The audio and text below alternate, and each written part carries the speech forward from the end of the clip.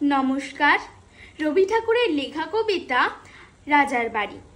আমার রাজার বাড়ি কোথায় কেউ জানে না, সে বাড়ি কি থাকতো যদি লোকে জানতে পেত।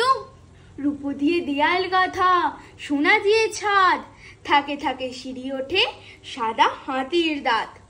7 মহলা কোঠায় সেথা থাকেন সুয়োরানী, 7 রাজার ধন মানিক কাঁথা গলার মালাখানি। আমার রাজার বাড়ি কোথায় শোন মা কানে কানে, ছাদের পাশে তুলসী গাছের টব আছে যেখানে।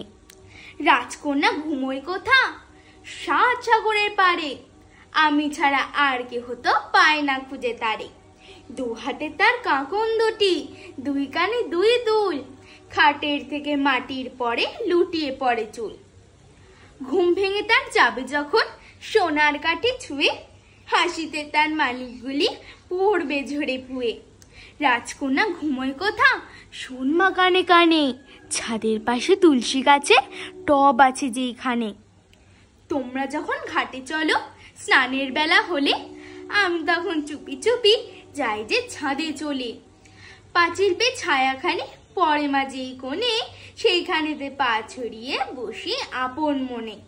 সঙ্গে সুদে নিয়ে আসি মিনি বিড়ালটাকে, সেও জানে নাপিত ভাইয়া কোনখানেতে থাকে। জানিস নাপিত পাড়া কোথায় শোন মা কানে কানে, ছাদের পাশে তুলসী গাছের টব আছে যেইখানে। নমস্কার।